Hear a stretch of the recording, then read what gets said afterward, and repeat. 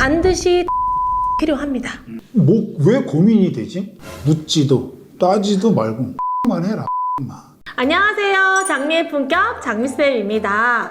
오늘은 아주 귀한 분을 모셨습니다. 우리 식품위생지 경력경쟁의 보석 같은 분이시죠. 화학을 담당하고 계시는 김병희 선생님을 모셨습니다. 반갑습니다. 식품위생직에서 화학을 담당하고 있는 김병희라고 합니다. 반갑습니다, 여러분. 선생님 요즘 너무 바쁘신데 유단자 개강하셨죠? 예, 유전자 개강하고 또 이렇게 초대해 주셔서 너무 감사드리고 오늘 한번 재밌는 영상 만들어 보도록 하겠습니다. 아우, 화이팅! 좋습니다. 저희 채널에 교수님을 모신 이유는요, 2023년 식품위생지 경력경쟁을 준비하는 수험생분들께 어떻게 하면 내가 합격자가 될 수 있는지 아주 중요한 합격 전략에 대해서 선생님과 조금 이야기를 나누고자 합니다. 자, 여러분들이 이제 공부를 하면서 정말 궁금해하거나 고민되는 부분들이 참 많아서 이 부분에 대해서 오늘은 영상을 통해 이 수험생들이 자주 하는 질문들, 많은 고민들, 이런 부분들에 대해서 이야기를 좀 나눠보도록 하겠습니다. 화학은 네. 단권화가 필요할까요? 공무원 화학을 준비를 할 때 제책, 공화지책 이것이 여러 권의 일반화학 책을 토대로 해서 쓴 글이기 때문에 이것만 잘 보시면 돼요. 그래서 굳이 따로 다른 책을 볼 필요가 없기 때문에 화학은 단권화가 필요하지 않다. 그 여력으로 차라리 공화지 책을 좀 더 집중적으로 보는 게 중요하고, 굳이 이제 단권화의 어떤 필요성이 있다면 꼭 좀 참으시고 좀 이따 출간되는 그 화약집이라는 거 아시죠? 아, 요약집이 출간됐었죠? 예, 그 아주 앙증맞게 생긴 책, 그게 우리 공화지를 단권화 시킨 거랑 같습니다. 거기서 그걸 바탕으로 해서 반복적으로 여러분이 익히다 보면 그게 곧 단권화 되는 거 아니에요. 그럼 얼마나 효율적으로 수험 생활을 할 수 있어. 그렇죠. 그래서 화학은 단권할 필요가 없다. 필요하다면 화약집을 활용하시기를 추천드리겠습니다. 선생님 교재를 바탕으로 충실히 공부한다면 시간도 아끼고 성적도 쑥쑥 올릴 수 있다. 이렇게 이야기가 되시는데, 제 과목 같은 경우 식품위생과 식품미생물 같은 경우는 반드시 단권화가 필요합니다. 자, 여기서 말하는 단권화라 함은 여러분들이 손으로 직접 작성하는 서브노트를 의미하는 것이 아닙니다. 선생님 식품위생학 같은 경우에는 기본서가 있고요. 또 미생물학에는 워크북이 있는데, 이런 책들을 바탕으로 내가 가르쳐줬던 내용들, 보충해줬던 내용들, 판서했던 내용들, 또 프린트로 나눠줬던 모든 내용들을 하나의 책에 묶어놔라. 모든 내용을 하나로 묶어놔라 라는 개념의 단권화를 말하게 됩니다. 이 식품위생이나 식품미생물학 같은 경우는 암기 과목이기 때문에 무한 반복이 필요합니다. 그렇기 때문에 이 시험에 가까워지면, 시험에 다가갈수록 같은 동일한 분량의 내용을 암기하는 시간을 계속 줄여나가야 합니다. 그런데 나눠줬던 자료나 교재들을 찾는 시간이 많이 걸려서는 안 됩니다. 이런 시간들을 단축하고 반복적으로 하기 위해서 단권화 작업을 한다고 보시면 됩니다. 수험생분들은 이 단권화에 대해서 많은 작업들을 하고 있지만 3단계로 진행을 하면 됩니다. 첫 번째는 기본 이론을 들으실 때 이 기본서나 워크북에 배웠던 내용들을 모두 다 충실하게 다 작성을 해서 기본 뼈대를 만들어 놓으시고요. 거기에다가 심화이론 때 배운 내용이나 문제풀이에서 선생님이 보충해줬던 내용들을 추가로 기재하시기만 하면 됩니다. 그래서 이 책을 딱 펼치면 모든 내용을 살펴볼 수 있게 작업을 하는 거고요. 마지막으로는 형광펜 작업을 조금 이야기하고 싶습니다. 형광펜 작업은 뭐냐? 첫 번째, 선생님이 정말 중요하다고 말하는 핵심 내용의 형광펜 작업을 하고요. 두 번째, 다른 색깔로 기출되었던 내용의 작업을 합니다. 자, 그 다음 세 번째는 문제풀이에서 자꾸 틀리는 내용 있죠. 그 내용에 대해서는 또 다른 색깔로 작업을 해봅니다. 자, 마지막으로는요, 외워도 계속 외워도 안 외워지는 부분이 있잖아요. 이 부분은 죽어도 안 돼. 노래도 만들고 하시는데 이 부분에 다른 색깔을 한번 작업해 보시면 어떨까 합니다. 이렇게 작업을 해두시면 다음에 시험 직전에 이제 암기에 속도를 올려야 될 때 이 단권화된 책을 활용해 보시면 충분히 암기력을 높일 수 있다고 저는 생각을 합니다. 화학책 공부할 때도 네. 이런 그 색 작업하는 거 괜찮은 것 같아요.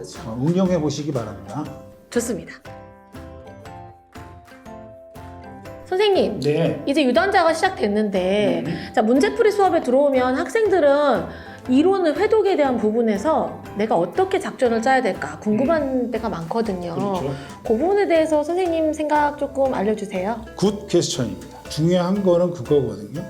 어떤 그 상태에서 유단자를 접하게 됐느냐 이게 이제 중요한 건데 얼개반부터 저랑 같이 생활해 왔다면 지금 유단자를 소화하는 게 크게 이렇게 문제되지 않을 텐데 중간에 들어왔다던가 아니면 이제 또 화학이 부담스러운 과목이잖아요. 그래서 잘 수업 내용을 따라오지 못하는 경우에 이제 어떻게 이론서를 공부해 나갈 것인가.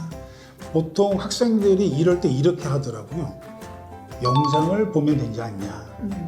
근데 그거는 정말 안 좋은 방법이에요. 그 많은 영상을 어떻게 다 볼 거야. 따라서 유단자를 공부하시다가 모르시는 부분이 있다면 그 부분을 책을 찾아봐야죠. 이론서를 찾아보고 그걸로도 안 된다. 그때 영상을 찾아 들어야 돼요. 선생님 여기서 영상이라면 기본 이론 강의 영상을 말씀하시는 거죠? 당연한 얘기죠. 지금 그 기본 영상을 그래서 필요한 부분을 찾아서 들어보시고 그 다음에 영상을 공부한다는 거는 우리가 항상 소극적인 방법이잖아요.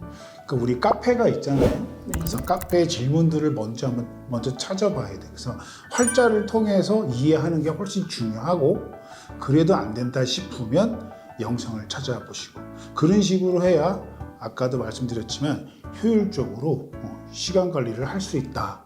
저는 그렇게 꼭 말씀드리고 싶습니다.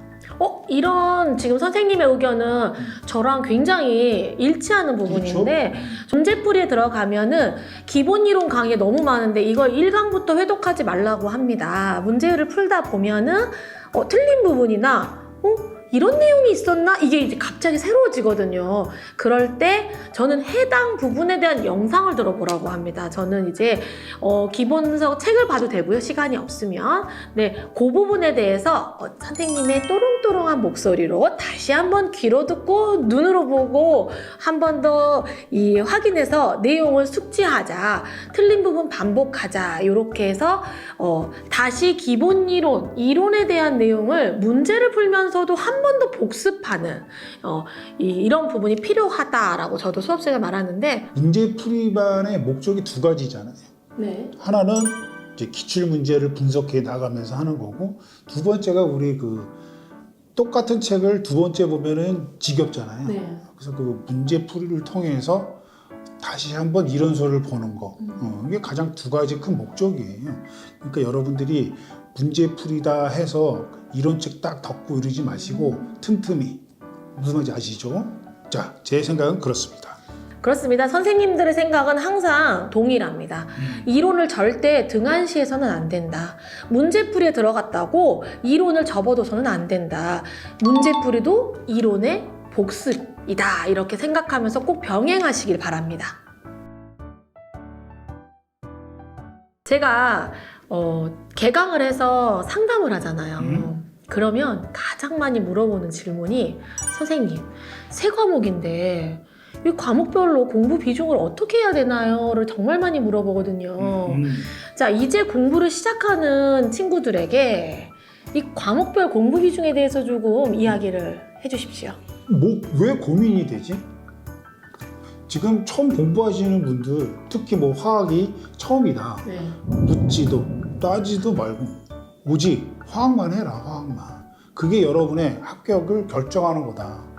빨리 화학을 어느 정도 개념을 잡아놔야 그 이후에 다 기타 과목 같은 걸 할 때도 부담이 줄어들게 되는 거죠. 무슨 말인지 아시죠? 화학이 비중이 그러니까 비열이 큰 과목이니까 초반에 집중을 잘 해야 돼. 그리고 초반에 집중을 할 때 방향성을 잘 잡고, 방향성 어떻게 하면 잘 잡아? 내가 알려준 대로만 하면 된단 말이지. 그래서 집중적으로 해서 틀을 빨리 잡아 나간 이후에 점차적으로 화학의 비중을 줄이는 거죠. 그리고 상대적으로 기타 과목들의 비중을 늘리는 거고. 우리 식품위생과 미생물은 어떻게 공부해야 될지 조금 궁금하시잖아요. 학생들이 예습할까요? 미리 작년 강의 들을까요? 이런 얘기를 많이 하시는데 꼭 들을 수 있는 시간이 된다 하면은 미생물을 먼저 들었으면 좋겠어요. 좀 어렵거든요. 그래서 미리 예습을 한다 하면은 식품미생물을 좀 먼저 하시고요. 위생 같은 경우는 선생님과 함께 커리큘럼을 따라오면서 진도대로 공부하셔도 충분히 고득점이 가능합니다. 그리고 특히 위생은 법령이 나오거든요. 개정이 된단 말이에요. 그래서 작년 강의를 예습할 필요 없고 최신 법령으로 공부를 하면서 복습을 충실히 해가는 게 좋은 방법으로 생각이 됩니다. 그래서 선생님도 말씀하셨지만 처음에는 화학을 한 80 정도로 잡아 놓으셔도 되거든요. 90 해도 돼, 90. 90은 좀 너무 많죠. 그런가요? 네, 제 과목이 2개예요. 아, 네, 그럼. 자, 그래서 80으로 하시고 이 비중을 줄여 나가셔야 돼요. 80에서 60, 50, 40으로 쭉 줄여 나가셔야 되고요. 식품위생과 미생물이 처음 20이었지만 점점 늘려가셔서 40, 50, 60으로 늘려 나가셔야 됩니다. 자, 시험을 앞둔 한 달 남았다 하면은 동일 비중 가나요? 물론이죠. 그래야 보통 합격생들의 후기를 통해서 나도 알게 된 건데, 그 하루에 3과목을 다 돌려야 된다니까. 그렇게 되는 게 동일 비중 아니겠어요? 하루에 이제 이 3과목을 다 30, 30, 30으로 이렇게 동일 비중으로 가는 게 이제 좋은데, 왜냐하면 결국 우리가 합격선이라는 건 이 3과목의 평균 점수입니다. 어느 한 과목도 소홀해서는 안 된다는 말이죠. 그래서 시험을 앞뒀을 때는 이 과목의 비중을 조금 일정하게 맞춰줘서 어느 한 과목도 소홀하지 않게, 잊어버리지 않게 해야 합니다. 그리고 식품위생과 식품미생물 같은 경우는 암기 과목이기 때문에 시험 직전에 이 암기량을 최대로 끌어올려서 시험 문제를 풀 때 기억이 나지 않아서 틀리는 일은 결코 없어야 할 것입니다. 물론이죠. 나 지금 힘들어. 이제 시작인데 뭐 힘들어요. 그러니까 네, 뭐 어떡하냐. 한번